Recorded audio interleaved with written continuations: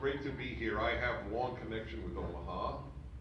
One of my dearest friends in life, Joel Alverson, who is here with me, lives here, and I have visited him on any number of occasions.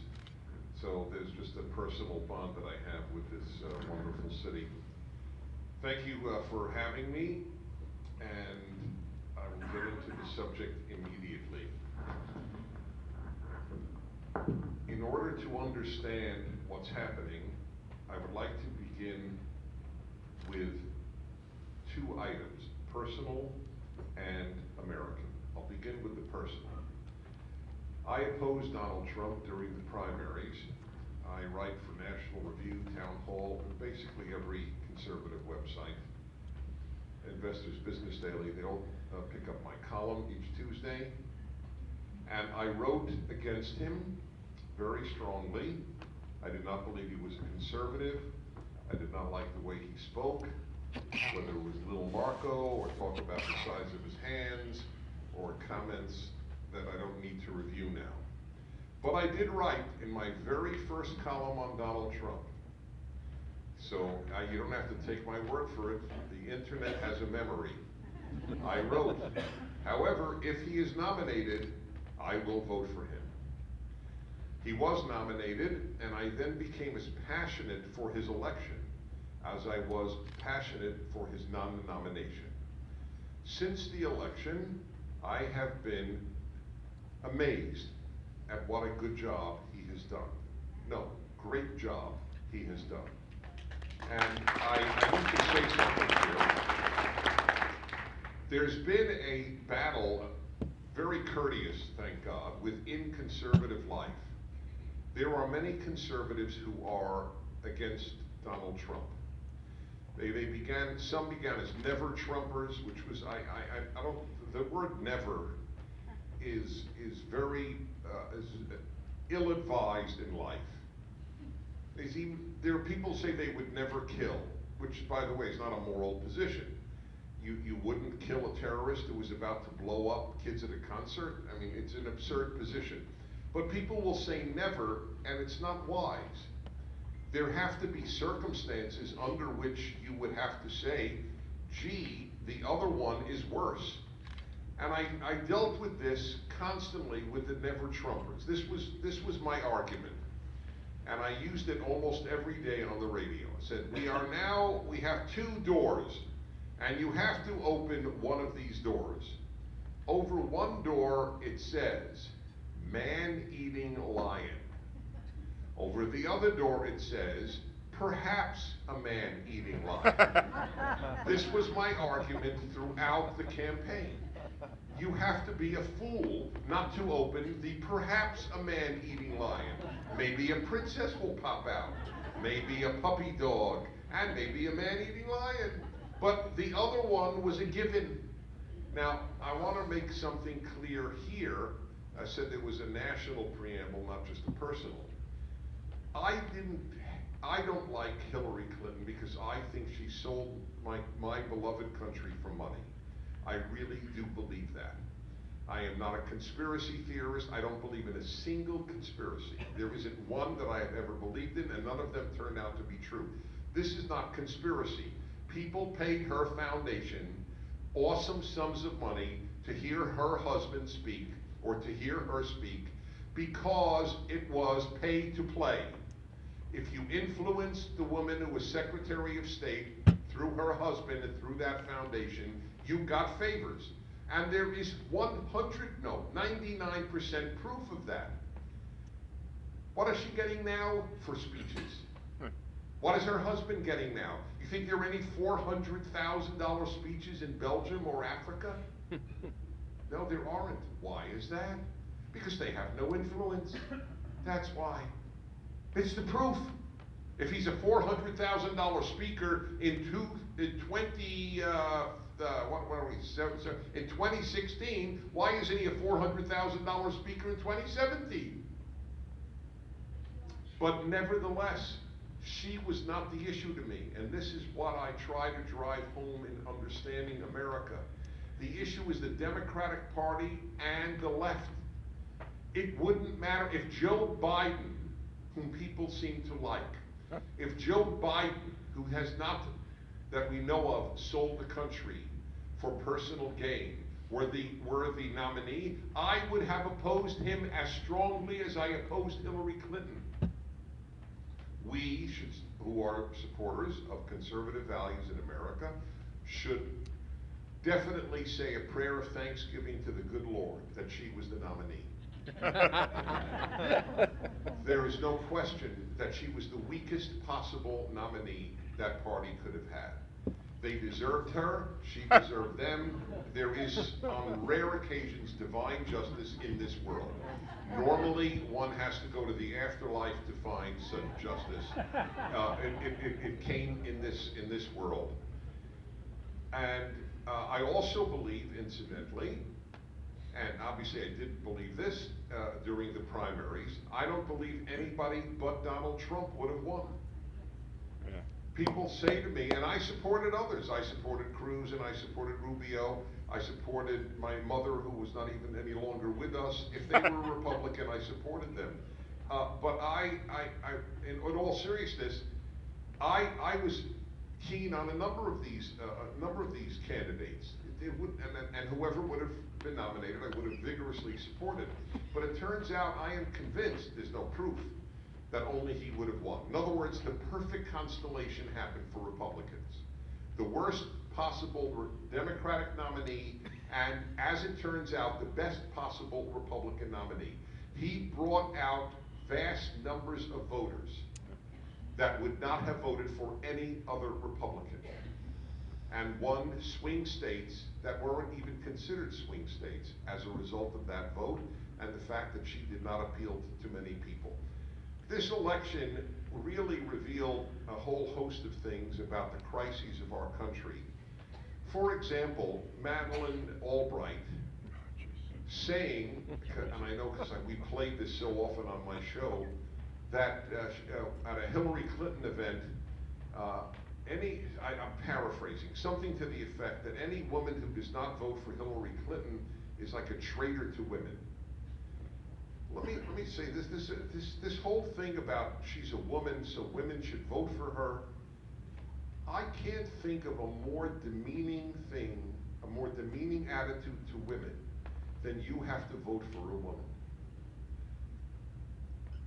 And what is so distressing is that's what the elite were saying. The grassroots middle class American has contempt for the idea that I vote for someone because I share genitalia. But this is a sophisticated idea at the New York Times. This country is truly upside down. The elite is pathetic, and the middle class is wonderful. There is no wisdom in the elite. There is none. Remember William Buckley's famous comment? I'd rather be governed by the first 1,000 names in the Boston phone book than by 1,000 Harvard professors. Yeah. It was so correct. It was so absolutely correct. The university is a wisdom-free institution. Incidentally, Adam Carolla, how many of you know Adam? I'm just curious. All right, that's great. I'm glad to see that. Adam Carolla and I are making a movie on the state of our campuses. Go to nosafespaces.com and you'll see what we're doing. The people who produced and wrote the Dinesh D'Souza films are doing this film with us. Because not enough Americans know what's going on. And by the way, unless the University of Nebraska is a almost unique exception, I am sure it's as true here as it is at UCLA where I live. The rot at the core of our universities is very, very distressing. So why would I oppose any Democrat? It is because the left is undermining Western civilization. And I say this with no joy, not liberals. And whenever you talk to anyone you differ with, please make this distinction between liberal and left. Yeah. John F. Kennedy was a liberal. He was not a leftist. John F. Kennedy believed that communism was evil. The left did not. John F. Kennedy believed that the only way to have economic growth is to lower taxes. The left does not. John F. Kennedy believed, he was opposed to affirmative action based on race. The left is for affirmative action based on race. I can give you example after example. Left and liberal are not the same, and it's very helpful with your brother-in-law who might be a Democrat. How many of you have a Democrat in your family? How many of you are lucky? That's the alternative. No Democrat. My whole family, I'm Jewish, my whole family's Democrat. What do you expect? I'm proud, not my kids, I can't believe it really worked. I'm a little stunned. But it's, so, my theory in any event is, in family life, try not to argue, don't raise the issues, have Christmas dinner and love each other up, and leave it at that. But if you have to discuss the issue, say, wait a minute, Uncle Harry, I think you're a liberal, and that's just great. That's Harry Truman, that's John F. Kennedy, that's Scoop Jackson, Henry Jackson of Washington State. There's a whole pedigree of wonderful people liberal. Left is illiberal. Left is anti-liberal. The campuses are not liberal, the campuses are left. Liberals are open-minded. Liberals allow conservatives to come on campus and speak. The left does not. Here is why I believe the left is undermining our civilization. And I will just speak about America, but it's absolutely true in Europe, and Europe is far gone. I'm very pessimistic about Europe's future. By the way, to be honest, I was pessimistic about America if Hillary Clinton won. I was not sure that we could in fact undo the damage of another 4 years of judges being appointed by the left, just to give one example.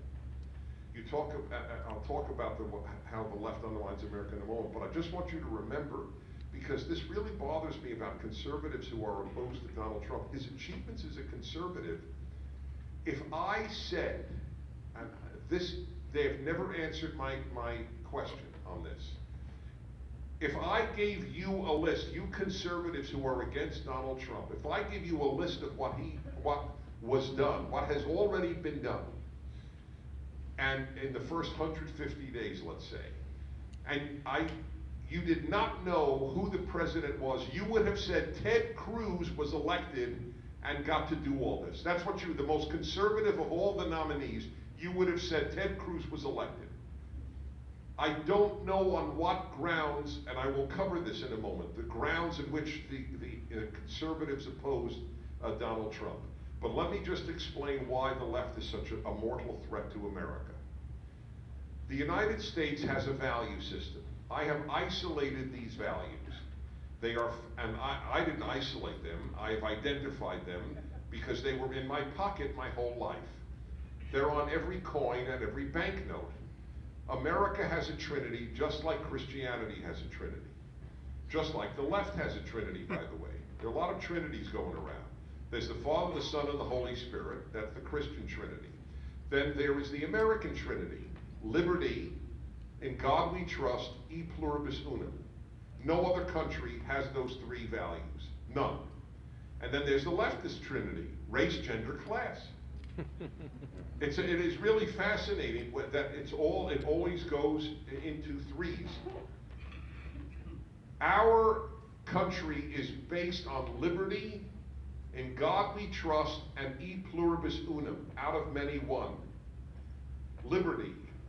That the United States had a revolution, and then the next decade, France had a revolution, known obviously as the French Revolution.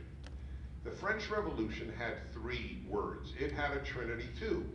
Equality, égalité, liberté, fraternité. Equality, liberty, fraternity. Equality is not up there in the American trinity.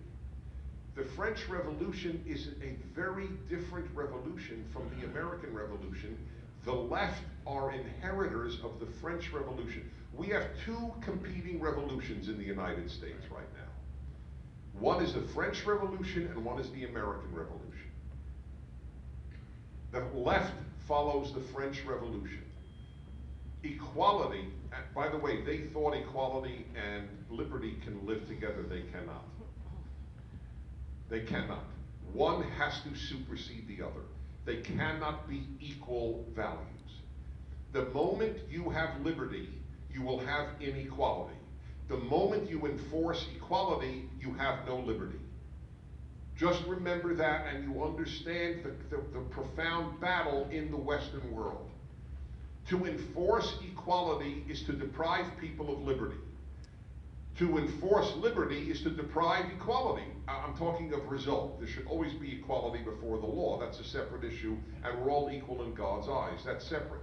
But a shortstop makes 20 times more than a surgeon.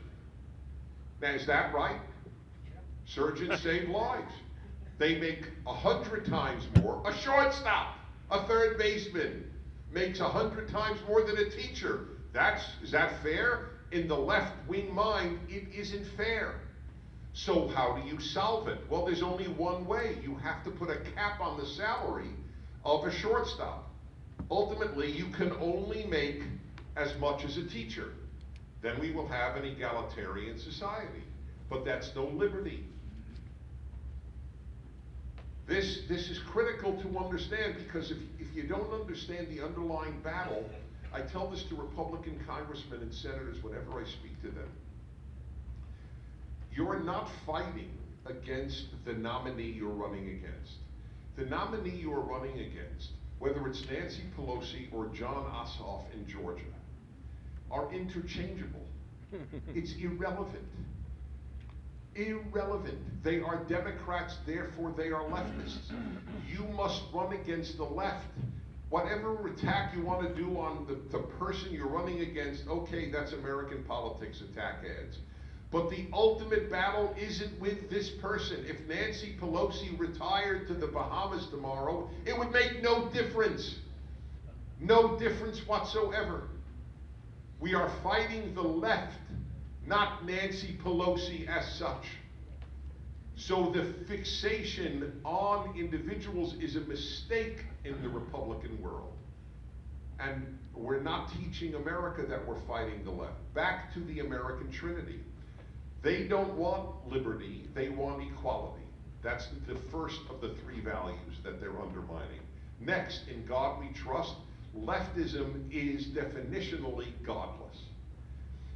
There are religious leftists. I think they have perverted their religion. I could give you a whole speech on what has happened to mainstream Protestantism, what has happened to the Pope, and what has happened to mainstream Judaism. It is a catastrophe. It is a religious and social catastrophe. But this is what the left is overwhelmingly about: a radically secular society. The founders of America wanted secular government, but they wanted a God-based civilization. This is what is not understood. Almost no kid who graduates college knows this. America was not founded to be secular. America was founded to be a God-based civilization by all the founders. This is people confuse something. I've done a lot of research on this. Yes, quite a number of the founders did not hold traditional Orthodox Christian beliefs, as for example, the divinity of Christ. Many of them did not hold that. But all of them believed in God. All of them believed the Bible was the central text of American civilization. It was inconceivable to them to produce a good society without God at its heart, without the Bible as its central literary text. The left wants to do away with this as much as possible. I will tell you a personal story. You could see my article. I wrote this about 15 years ago. How I found God at Columbia. And I tell the story, and you know, it's a strange, I admit it at the outset, there's no parallel except one. That's why I'm using it as an analogy. When a woman is sexually harassed or even sexually attacked, one of the biggest questions is, did she express what had happened to her to anybody at the time? That gives her great credibility. If she only says it 15 years later, it doesn't mean it didn't happen, but it's less persuasive. So let me just tell you, I told people at the time. So no, I didn't write this many years after graduate school at Columbia. How I found God at Columbia. So I was never lonely in my life because I was always blessed with friends. But I was completely alone at Columbia. I had no kindred spirits. I was a God-centered, America-loving, conservative student at Columbia University during the anti-Vietnam riots. And I remember thinking, why am I taught nonsense? I was taught men and women are basically the same, for example. I knew it was nonsense.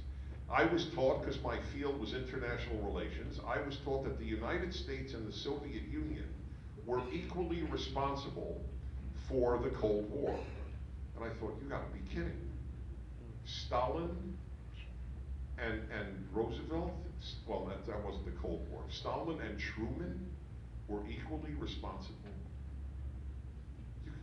Stalin is one of the great mass murderers of human history, one of the devils of the world. But this is what I was taught. I was taught drivel. And I kept wondering, why do brilliant men teach me drivel? And then, it was one of the rare times I can say I won't say I never had a theophany. God never appeared to me. But I had an epiphany.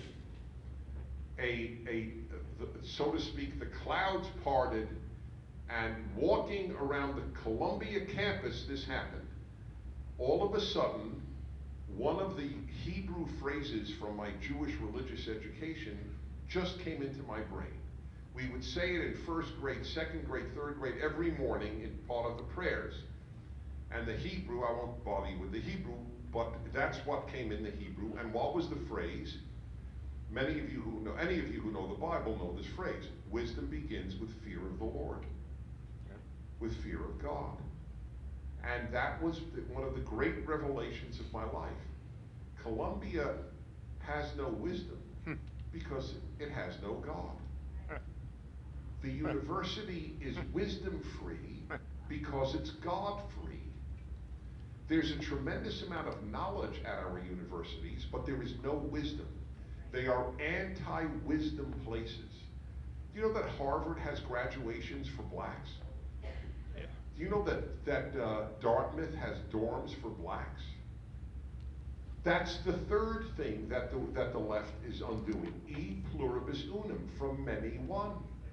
We regard the country, we who hold fast to its ideals, we regard the country as a melting pot. The left loathes the concept of melting pot. They loathe it. They celebrate race. Celebrating race, until the left started doing it, was always identified with racism. That is the definition of racism, to celebrate race. They are the racists of our time. And I use it literally. The left is racist. To honor race is to undo God's will. Only Adam is created. We don't know what race Adam was. We don't give a hoot. It doesn't matter. It's irrelevant.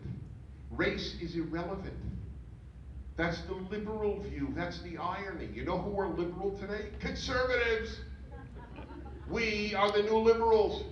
We have adopted all these values. We're open to hearing their side. We don't think race matters. It's astonishing. Liberalism has transferred over to the Republican and conservative group. The left is left. Honor race. Do you know that the University of California, I live there, I know, so I know this. I mean, everybody can know this, but I happen to know it because I live there. And the University of California has released, it's on the internet, just Google University of California microaggressions. Yeah. Okay? It lists on it things that if you say are racist. Here is one of them. This is considered racist by the University of California. If you say There's only one race, the human race. That is now considered a microaggression. You are a racist if you say there's only one race, the human race. It is morally lopsided. So they are undoing e pluribus unum. I remember, this is what, I love this, I love America. I love it so deeply. And one of the reasons I love it is precisely because of e pluribus unum. When I moved to California in 1976, I was in my mid-20s, and I joined the Rotary Club in Simi Valley, California. I believe I was the only Jew in the club. And guess what? It didn't matter. I wasn't celebrated as a Jew, and I wasn't denigrated as a Jew. It just happens to be Dennis is Jewish. Great. And if he were Tibetan, also great. That's the American attitude. It doesn't matter. I have been to 130 countries. I have been abroad every year since I was 21. I lived in Europe for a year. There is no place on earth that doesn't give a damn about your ethnic or religious origins except the United States. You know how often I will be at a conference or just at a social event, and there's every religious group, there's a Catholic and there's an evangelical, there's a Protestant, there's an atheist, there's a Jew. It doesn't, and it doesn't matter. That's the ultimate statement. The left is undoing this. They want it to matter. It's disgraceful. So they're undoing the American Trinity: liberty, in God we trust, and e pluribus unum. This is a fight for what America is. The United States of America will always exist. There will always be a country between Canada and Mexico. The question is, how American will America be? Not will America exist. That's a non-issue.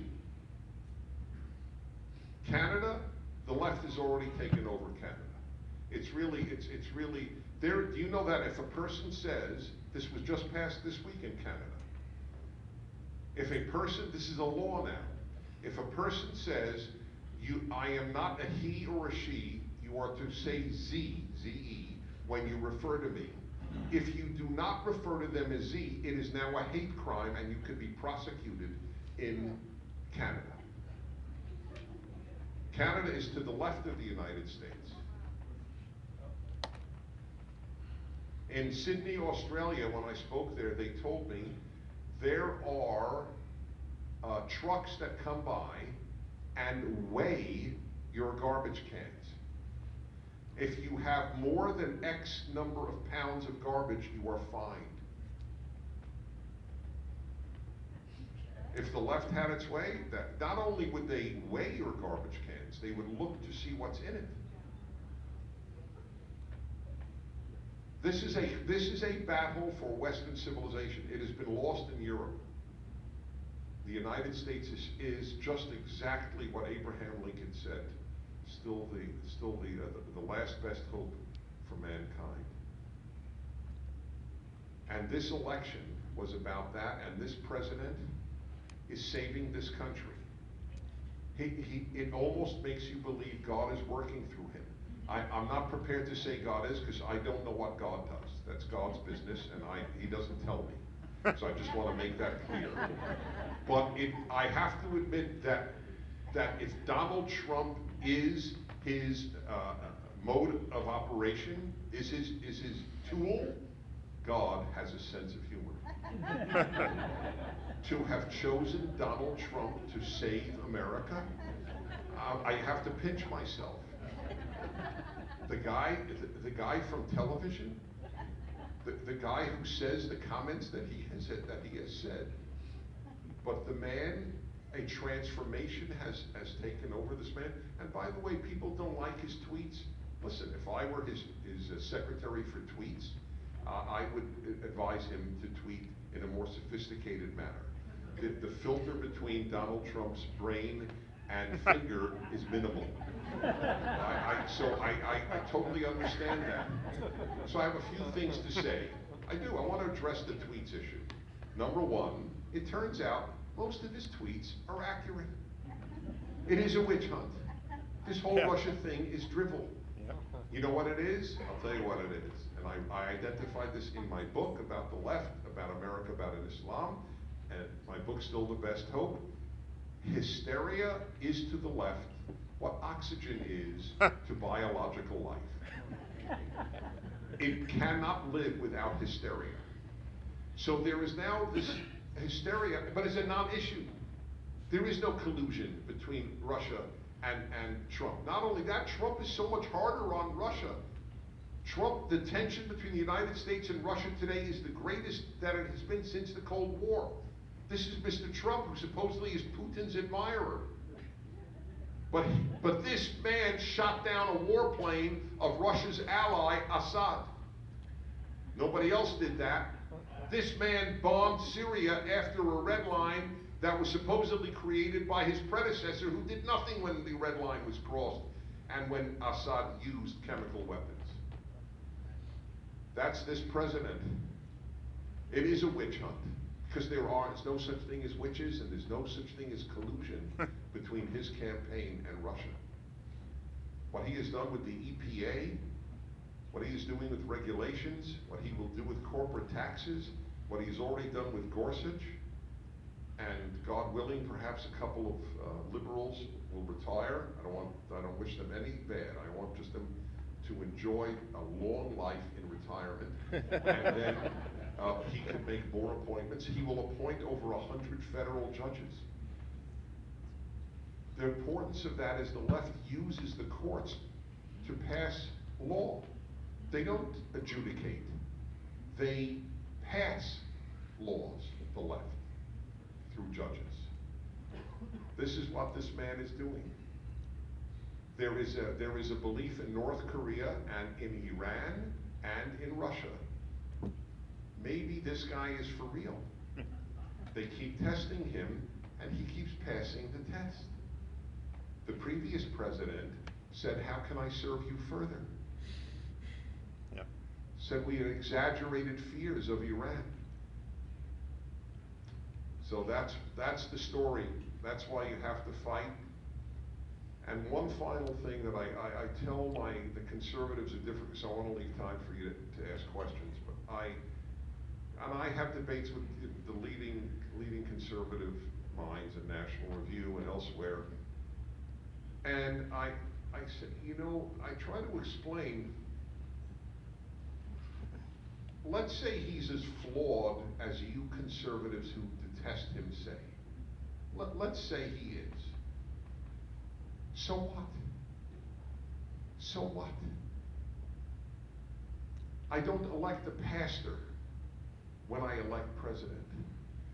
I ask a much more important question, and I am very big into character and morality and decency and all of that. Very big. My life's devoted to it. But the question for leaders is not first and foremost their character. It's what will they do in office. I know that this is counterintuitive. You think character is all? Really? Well, how's this? I tell pro-Israel leftists, I ask them, which should be an oxymoron, but I say to them, so let me ask you something. Were you for the serial adulterer pro-Israel John Kennedy, or the faithful family man anti-Israel Jimmy Carter? Huh. Okay? Now you see, and you know who knows this? This is the amazing thing, and this is why I love these people. Evangelical and other religious Christians in America understood this. They didn't like his comments. They didn't like X, Y, or Z that Trump had said or done. But they did not go into the 87% of evangelicals voted for Donald Trump. They're mocked by the left as hypocrites. No, they're wise. You know who God used to save Israel and to give us the Messiah? King David. who makes Donald Trump look like a Boy Scout. King David not only committed adultery, which Donald Trump has not, committed adultery and had the husband of the woman he had adultery with killed. Sent him to war knowing he would die, Uriah.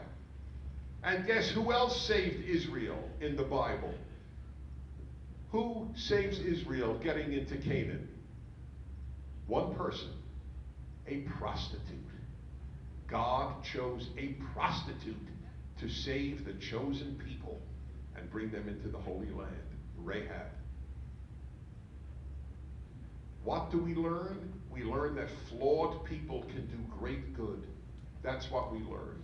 And the only people who know that are Bible-based Americans, because they have more wisdom than the secular do. It is to the great credit of religious Christians in America. And for that matter, Orthodox Jews. Orthodox Jews are the only Jews who voted as a group for Donald Trump. The Bible-based American has more wisdom than the secular American. That's one of the unspoken truisms of American life, and this vote is proof. It's not hypocrisy that God is a hypocrite. God doesn't want prostitution. God is a hypocrite by leftist standards for using Rahab to hide the spies who made it possible for the Israelites to enter the Promised Land. Are involved today. May God give this man strength, because the left wants to tear him down more than if they could, I swear to you, I believe this. If the average left-wing American could take a secret ballot, who would you rather remove from office? The Ayatollahs in Iran or Donald Trump in America? They would overwhelmingly vote for removing Donald Trump in America. Because, as you pointed out, I hate evil, and I knew from a very early age the left doesn't. They hate carbon emissions, but they don't hate evil. Thank you very, very much.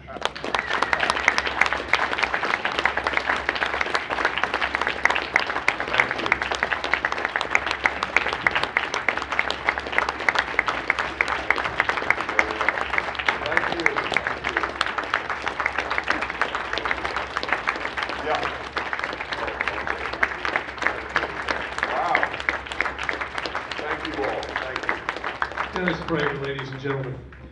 We call him the cleanup hitter in the Salem radio lineup, partly because Hugh Hewitt's the leadoff hitter, then Omaha's morning answer, radio talker Mike is up third, and then anchoring the midday lineup, Dennis Prager. He's also the cleanup hitter in that he is a heavy hitter, he's a home run hitter, he's a man of great depth and of course clarity. There is no one else like him in talk radio. We are so delighted that he's here with us today. Dennis Prager. Thank you again.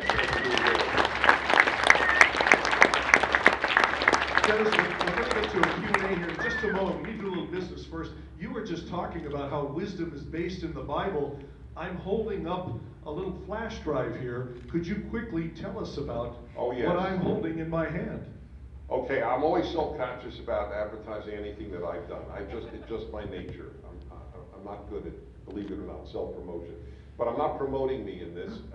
Salem, actually, they own my products. So it's really, so let me just say that. Having said that, I embarked 30 years ago on the project of teaching the first 5 books of the Bible, known as the 5 books of Moses, or to Jews, the Torah, to Jews and non-Jews, verse by verse.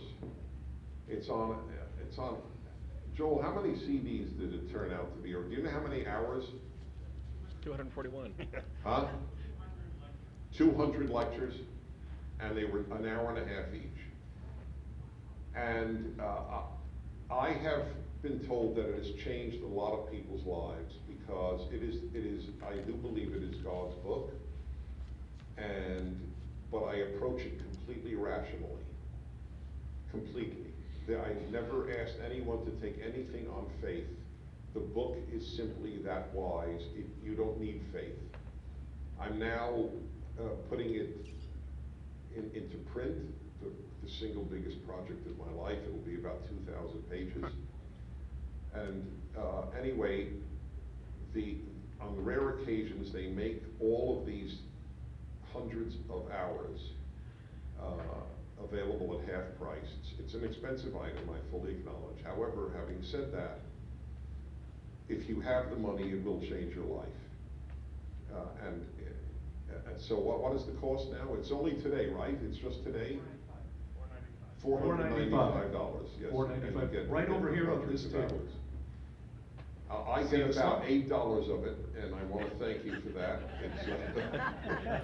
But I did this as a work of love, because this is the repository of wisdom. You know, Lincoln didn't go to church much, but he had a Bible on his night table. And what has happened in too much of religious life is it's sort of the explanation. I'll give you one example, because this is my favorite subject in life. I'll just give you one example. It says honor your father and mother, right? Okay. Number one, it's the only time there are 613 laws in the 5 books of Moses. It's the only one that commands honor. We're told to love God, love our neighbor, love the stranger, right? We're not told to love our parents. Parents are a unique creature. And the Torah, the Bible doesn't care if you love your parents. That's between you and your parents, you and yourself, you and God. It does care if you honor them. Let me tell you how powerful that is, that it commands honor, not love. First of all, it frees the person.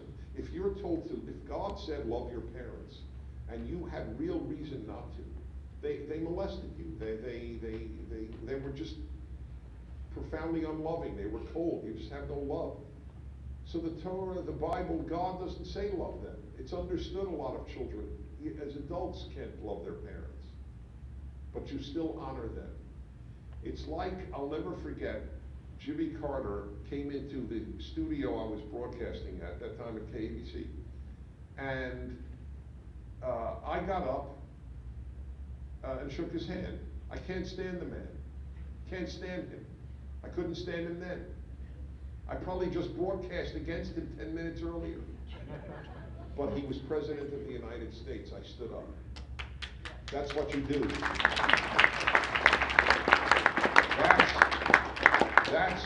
That's honor versus love. So I'm going to give you one more example. It says, do not kill. I love the King James translation. I love it. It is still the greatest in my opinion.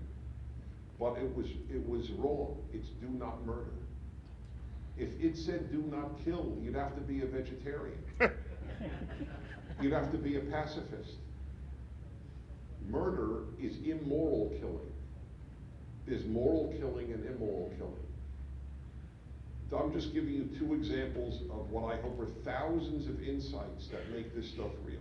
So, because as I said, if you brought me to Omaha just to talk about the Bible, I'd have the time of my life. Do it! That may be a return gig. We've got a promise right here. All right, you're on. We got a deal. In the meantime, the flash drives are right here for you on the table, $4.95. One other piece of business to do. Mike Lindell, the founder of MyPillow, was going to be a part of our panel today. Ian mentioned he had a last-minute scheduling conflict that came up. We honor him nonetheless because MyPillow is sponsoring this project of national Salem radio hosts fanning out across the country to talk about the first 100 days of the Trump administration. I know Clint Bellows has a MyPillow. 6. I'll leave that alone. I have heard Dennis Prager rave about his MyPillow on the radio. By the way, if you lie on a MyPillow listening to my Torah tapes, you are in heaven. That is as close to heaven as you get on this planet. Be sure to pass that on to Mike Lindell. MyPillow is a MyPillow. My wife did make me put a fresh pillowcase on this morning before leaving, but you can see the logo, MyPillow, MyPillow, MyPillow. Now, I have to tell you, I am not by nature a morning person. Yet I do a weekday morning radio show because of this pillow. An ice cold can of Mountain Dew also helps. But this pillow helps me get the rest I need to function each morning. Friends, there's one out there for you. My pillow cranks out 25,000 of these American-made beauties every day. Wow. So get yours and join the swelling legions of happy campers sleeping on my pillow. All right, that concludes the capitalist portion of the program. And we are Omaha's conservative talk. Let's get to some conservative talk. We invited listeners to submit questions in advance. Ian Swanson is going to rove the room with a microphone for questions from the audience. And we'll engage in some Q&A here. Clint will facilitate the discussion. In fact, Clint will kick it off and ask the first question. Clint Bellows, you have the floor. Well, thank you very much, Chip. I didn't know I had the first question until a second ago. Mr. Prager, I happen to agree with your take on the investigation into possible Russian collusion in the Trump administration before the Democratic convention, during the campaign, during the transition in the last 5 months. What will come of that with Robert Mueller running an independent counsel largely aimed at the FBI and other law enforcement agencies he once ran? In fact, didn't James Comey once work for Robert Mueller? Should he recuse himself? It is a bit odd that a friend of James Comey is the independent counsel. I have to say, I'm as puzzled as you obviously are. That doesn't mean necessarily that he will be biased. But remember, first of all, I don't believe in these independent counsels. They're always politicized. I think the office should have been dropped, and it used to be independent prosecutor. So now it's independent counsel. If the American Congress cannot have a bipartisan commission investigating these matters, then why are you going to find one person who is better than all of the members of Congress at doing it? And I don't know of a single case where the guy concluded at the end, you know, folks, I'm not indicting anybody. Nothing happened. They look like they failed at their job. You didn't find anything? What's wrong with you? That's what I worry about. Or what the Democrats are hoping for, I think it's dawning on them. And I'll tell you how I know. David Brooks, who is a liberal Republican, the New York Times columnist, he's a Republican, but he hates Trump. Truly didn't vote for Trump. But so I know where the winds are blowing somewhat, reading him. And just last week he said, he didn't use the words, but he said, you know what, turns out the president's tweets may be right. There may be nothing there. If this guy says there may be nothing there who hates Trump, because there is nothing there. So the Democrats are hoping that there'll be an obstruction of justice. Because he says privately, you know, he's a really good guy, Michael Flynn. I hope you can maybe think about dropping it. That's real pressure, isn't it? I mean, let me tell you. He didn't know, he knew it wasn't pressure at the time. He's a novice in politics. Donald Trump says what he feels, and he felt terrible about a great patriot named Michael Flynn. The guy has been a whole life, forgive me, I feel long-winded, but I just want to tell you one of my thousands of theories of life. I just have my brain produces theories in the shower. I just have theories all the time. Here's one of them, and I think it's important. Every one of us has a moral bank account. Just as we have a bank account of money, we have a moral bank account. And how does it work? When you do good, you make a deposit into the bank account. And when you do something bad, you make a withdrawal. And it's simple as that. It's a nice thing to teach your kids or your grandkids. We all have moral bank accounts. Michael Flynn's moral bank account was very much in the black. And not he, but the media have made a complete withdrawal of his moral bank account. So 30 years of serving this country honorably have been wiped out by the media portrayal of the guy as some villain because he didn't mention a speech he gave in Russia. Who cares? Who cares? Or that he had done work with the Turkish government and didn't list himself as a you know, whatever it is, agent of a foreign country. It says it's a mistake. So what? I found the word "so what" to be two of the most powerful words in the English language. So the president felt bad for him. I actually believe it or not, I think the president has a good heart. I think the guy actually cares about the little guy, and they're so not used to this in Washington. The guy is what you see. There is no pretense. He really wants America first. He ran because he loves this country. He really does. So this is what's happening. I'm going to read a question submitted via the phone app, and then we'll go to you, Ian, for one from the crowd. Jared asks, Dennis, I remember you talking about being intellectually dishonest. When someone is being intellectually dishonest, how do we approach them so they fully understand? Why don't you ask me what happens in the afterlife? I have a better idea. You know, what is God like? You know? There's no answer to that. I've been dealing with this my whole life. Excuse me. People call up, and I have an answer, full answer. There is none. My answer is, I prefer clarity to agreement. That's the motto of my program. I've asked couples, married couples, to adopt it in their lives. Just, honey, let's just clarify where we differ. I mean, it may not work in the midst of the emotions, but you know, put it even, honey, I just want to understand what are we arguing over? What? And a lot of times you realize, well, but that's not, we don't really differ on that. We really don't differ on that. I have done this 1,000 times with callers. They call up, they start yelling at me, they're angry or whatever it is, and then I just isolate where we differ, and then I say, okay, I know I can't convince you, you're not going to convince me, but at least now we know where we differ. And it's very, very helpful. Sometimes people will then think, well, I'm not sure, is that really my position? That's your best chance, but you can't tell somebody you're intellectually dishonest. They'll just obviously get defensive. You can say that to a child. You know, you're not arguing honestly, and you should say that. But to an adult, obviously, that's just taken as an insult.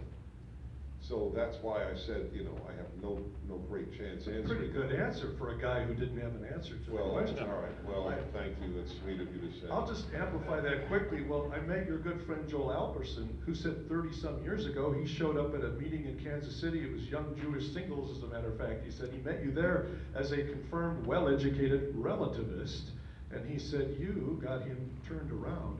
I think, Dennis, you are known for having a live and let live spirit. You don't compromise, like you said, clarity is number one, but perhaps you do it in a live and let live spirit that draws people in rather than scorching the earth and drawing them away. It's one of the things we like best about your presentation. Ian, do we have a question from the audience? So raise your hand, I'll come find you. I've got young legs still, so I can run. Mr. Prager, thanks for coming to Omaha. Thank you. Very excited about your movie with Adam Carolla. How did you followed it? Well, I know about it. I saw the trailer on Facebook from Adam Carolla. So Right. Looking forward to seeing how it turns out. My question, considering the craziness on college campuses such as Evergreen, I believe in Oregon and other places where several leftist students don't know the difference between violence and free speech. They think free speech is violence, violence is free speech. That's and right. My question for you is, do you think students with that mindset today are reachable, or are you going to try more to convince those who are less on the left? You mean with the movie? Yes. Oh, do you think those students are reachable? The movie's purpose, from my perspective, Adam Carolla might give a slightly different answer. The movie's purpose is to make Americans aware of just how deep the crisis is. What would I hope as a result? I would hope that fewer people go to college. I do. It's a flaw. Now, obviously, if you're going to study medicine, you have to get a certain basis in biology and go to college for that. I understand that. But in any of what are called the liberal arts or the social sciences, it's an intellectual and financial fraud. Bill Bennett's son went to Princeton, said he learned more at Prager University for free than at Princeton for $60,000 a year. And that is true. You don't learn more facts, you learn more about life, which is what counts. You fill in the facts, you just read another book. But this is a crisis, what is happening there. I am hoping that alumni stop giving to their universities. By the way, you could stop it in a second. I blame the students. They're pathetic. The ones who take over buildings and so on. They're frightening. They are truly frightening, actually. They're a mob. They are a mob. But I blame the college presidents. They are the cowards of America, college presidents. If I meet a university president, unless I know otherwise, I assume I am with a weakling, a moral weakling who is ruining America. That's what I assume. I pray I'm wrong, but I assume that. All presidents need to do is say this: if you violently take over any of the offices of any dean, professor, or administrator of this country, we will expel you from our college. That's all they need to say. They don't need police, nothing. Just calmly announce, you take over an office, we expel you. Yep. And it would stop in a night. Yep. But they are weaklings. They were weaklings when I was in Columbia. And the kids took over offices. Nothing's changed. It's just happening more often now. Now it's the ones who took over the offices in baby boomer generation that I'm in are now the presidents. So they think these kids are great, but they could stop it in a nanosecond. We know your names, and we suggest that you pack up this evening. Call Mom. I'm sure she'll be delighted and proud of you for being kicked out of Evergreen College. Back to the pre-submitted questions. Ian, I'll invite you to go ahead and line up another one from the audience while I'm reading this. Dennis, this is interesting. The questions submitted in advance overwhelmingly deal with faith rather than politics. Robin wants to know, my grandson is Jewish. How can I learn more about his faith? I think you've written a book on that subject. Right, it's such a fascinating question. Was that my grandson? My grandson is Jewish. How can I learn more about his faith? My suspicion is your grandson doesn't know anything about his faith. That's the irony of it. It was very touching to me that you want to learn about his faith. The crisis in Jewish and Christian life is that the grandchildren don't know either faith. That's the issue today. Anyway, yes, I wrote 2 books on this. Why the Jews and the 9 questions people ask about Judaism. And a lot there. I have a lot of lectures on it, which you can find on my website. Listen to this. This was really something. So yesterday, flying here, that direct route from LA, San Francisco, Omaha. I'm surprised it was not LA, Tokyo, Omaha. I could have gotten to New York faster than I got here. This is in the middle of the country. Anyway, so I was on the San Francisco Omaha flight yesterday, and I was working on this enormous task. The first book is coming, of the 5 volumes coming out for Easter and Passover next year, Exodus, the book of Exodus. You'll really, you've never seen anything like it. I have no compunctions about saying it. Anyway, so I was working all 3 hours on the plane. I was working on my commentary. 2 guys behind me, I'd say in their 40s. I got up as we arrived. I take my luggage, and the guy goes, "Wow, were you preparing some presentation?" I said, "Well, actually, I am giving a presentation, Noel, but no, I'm working on my commentary on the first 5 books of the Bible," which he expected, if I would have said, I'm working on a history of the St. Louis Cardinals. Oh, no kidding. A commentary, I look normal. It's a little disorienting. So I'm writing a book on the first 5 books of the Bible. So this was really a riot. Joel saw me talking to him when I got off the plane. This was really amazing. So the guy says, oh, wait a minute. He and his friend. His friend says, wait. I'm going to name them. I said, if you could name the first 5 books of the Bible, I will give you $5.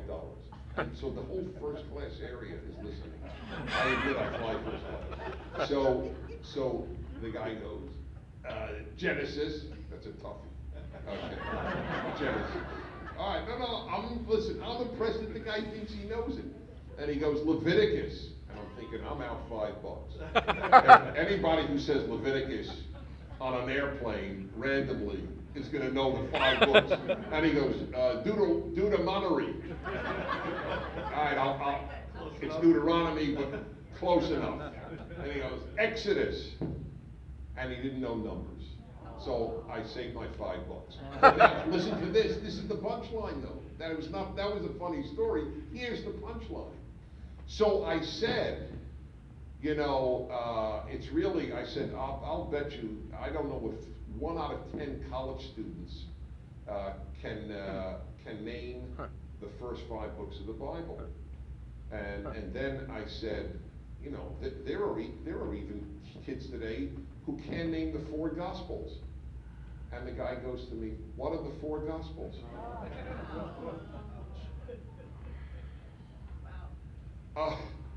That's breathtaking. So the issue is the grandsons of Christians don't know Christianity, and the grandsons of Jews don't know Judaism. They have been willfully deprived of education in the most important thing in life. Meanwhile, buy Dennis's book, 9 Questions People Ask About Judaism. Ian, let's take another question from the crowd. This one is from Mason. Mason the Button Boy. And Mr. Prager, I just will say, Mason has pins from just about every elected official that we could possibly come up with, and he knows the story for each one of them. He's one of our favorite listeners. Go ahead, Mason. Why do the Republicans always get investigated and the Democrats don't? Oh, that's up there with the afterlife. That's a great question, Mason. Because I gave the answer in my talk.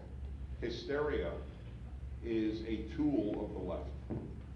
So since there is always some great crisis, and always created, of course, by their political opponents, they will always have an investigation into it. Do you remember, I'm curious even, because the hysterias dominate the news for a week, a month, a year, and then they stop, and people don't remember the last hysteria. There was a hysteria just about 3 months, 4 months ago for about, from before his election, through his election, what are we now in June? I would say through March, through April, that Trump had brought in anti-Semites into the White House, and a massive wave of anti-Semitism was unleashed in America. Hundreds of Jewish community centers had bomb threats called in, et cetera, et cetera. So bad that all 100 senators wrote a letter to President Trump asking that he look into this outbreak of anti-Semitism in the United States. Well, not only am I a Jew, I'm a Jew who wrote a book on anti-Semitism. We taught Jewish history at Brooklyn College, so I have some knowledge of this stuff. And I said every time the issue arose, in the middle of it, my friends, as a Jew and an expert on anti-Semitism, this is all a lie. It is all left-wing hysteria. And I went even further. I bet that a good proportion of these anti-Semitic incidents were not done by anti-Semites. Oh, excuse me, were not done by Trump-supporting anti-Semites. Turns out, guess what? The vast majority of the 200 Jewish community centers that had bomb threats, they were phoned in by a disturbed Jewish kid living in Israel. Huh. A American Jewish teenager had been calling these in since since, by the way, the Obama administration, but nobody talked about anti-Semitism in America then, because it was a phony issue. The others, guess who phoned in? A black radical who wanted to frame his ex-girlfriend. Not one of the hundreds of anti-Semitic incidents that were recorded there was done by a Trump supporter. The whole thing was a fraud. One more question from the phone app, one from the crowd, and that'll wrap up our Q&A. Dennis, this is another faith-based question.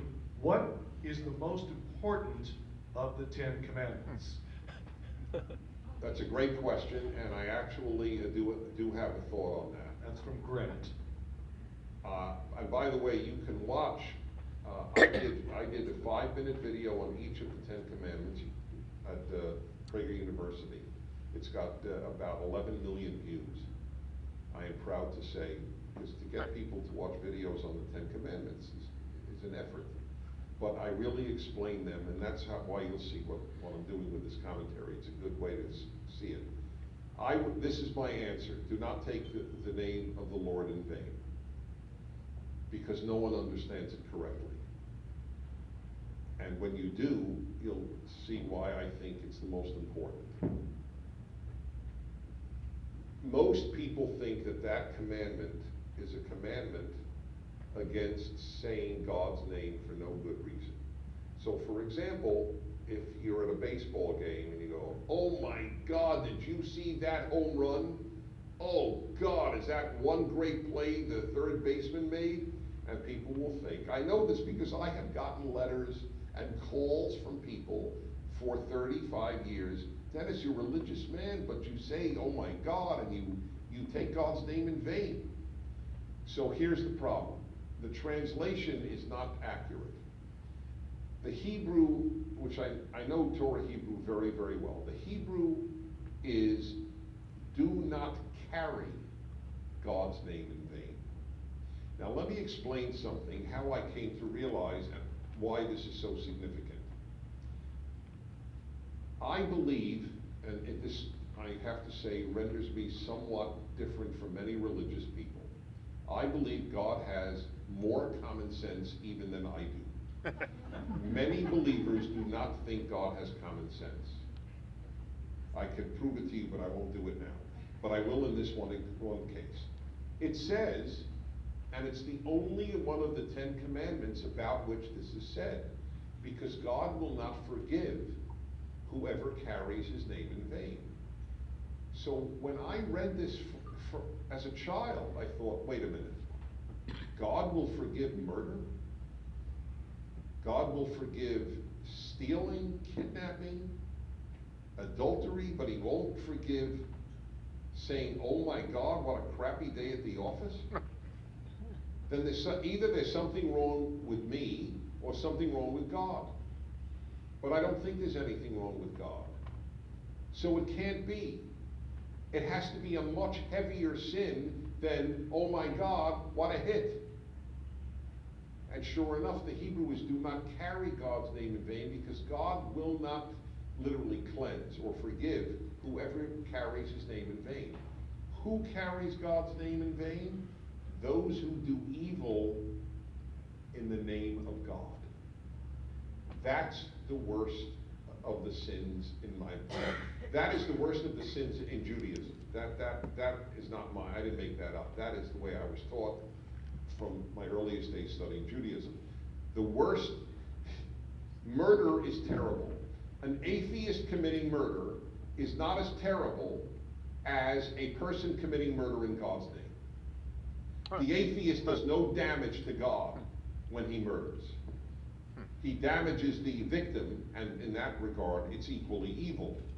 But the religious person who does evil has damaged the only vehicle we have to a better world, and that is a God-based world. That is why the greatest evil in the world today are the Muslims who murder in God's name. They make God look despicable. In fact, I know this, and this is not reported on much, but I know this. There are more atheists in Iran today, among Muslim Iranians, than in the history of the Muslim religion. All of the Ayatollahs and all these murderers in Allah's name have created fanatics and atheists. And by the way, you know how active the atheists are today, all the Dawkins and all the others? It totally coincides with the evil that Islamists are doing in God's name. One of the biggest reasons for the receptivity to atheism is because of all the evil being done today in God's name. That's why, with that question I have an answer to. That's the worst. Ian, one more Somebody question on this side of the room crowd. over here.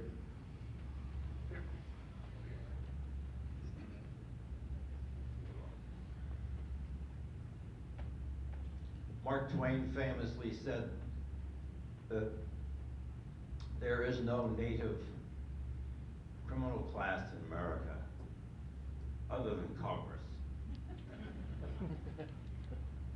And your remarks on wisdom make me wonder how wisdom can permeate Congress so they keep their eye on the ball of saving the country. Look, the answer, there are a lot of wonderful people in Congress, there are a lot of jerks in Congress. Congress is different. The quality of congressman as an individual, as a congressman, varies as much as the quality of doctors, and the quality of lawyers, the quality of plumbers, and so on. It's just, it's a random human nature thing. But there are some wonderful people in Congress. The problem with Congress is not Congress. The problem with Congress is democracy. I am with Churchill. Democracy is the worst form of government, except for all the others. As soon as people get elected, they will not, in the vast majority of cases, they will not stand for principle because they probably won't get reelected. The problem isn't Congress, the problem is the American people. Vast numbers of Americans have become drug takers, and I don't mean opioids. The worst of all the drugs, and I know a lot about drug stuff, and I'm telling you the worst drug of all are government benefits. No. It should be seen as a drug just like heroin and the opioids. In fact, I truly believe, I never speak in hyperbolic ways because I lose my credibility. I believe, literally, it is easier to get over heroin addiction than to get over benefits addiction. The heroin addict does not believe he is owed heroin by society. Huh. He wants heroin and can't go without it, but he doesn't walk around thinking, I deserve this. And there is a voice in most addicts, you know what, this is not good for me. Benefits addicts don't have any of that. They think it's good for them, they think it's owed to them, they think they are morally right in getting it, and anyone who opposes their getting it is bad. Once you get something for free, it is almost impossible to wean yourself away from it. That is why this was predicted hundreds of years ago by, I don't remember the thinker's name, so democracies will inevitably collapse because people will be elected based on what they can give the public. That's the Democratic Party. Vote for me, I will give you money. They pay for votes in the Democratic Party, literally. Vote for me, we'll take from the rich and we'll give you more money. You will just, that's the way it is. Once that happens, people believe that they deserve it. When they deserve X amount of money, well then they deserve 2X and 2.5X. So it's not, the problem is democracy and the quality of the people voting the people into office. Franklin said it's a republic if you can keep it. If the moral level of the American people deteriorates, it's irrelevant. Congress reflects America. Nancy Pelosi is not an aberration. She comes from a district that thinks she's great. They vote her in. They are the issue, not the Congress is a mirror. And the people we elect reflect what we want. How many people go to the ballot box and ask, what's better for America? And how many ask, what's better for me? I will never forget at a George W. Bush forum when he was running for president, a young woman got up and just said, I want to know, if you're elected, how will it benefit me? And I'm very wary about the good old days syndrome, but that's not what most Americans asked prior to the baby boomer revolution. And if they did, they would be ashamed to ask it publicly. Now it is a virtue. This is what you will do for me. John F. Kennedy said, and he's not my hero, I'm just using him as a liberal paragon, not a leftist. Ask not what your country can do for you, but what you can do for your country. That today the left regards as absurd. Ask what your country can do for you, and then elect me, because this is what I will do for you. That's the problem with Congress. The problem is the American people and its values.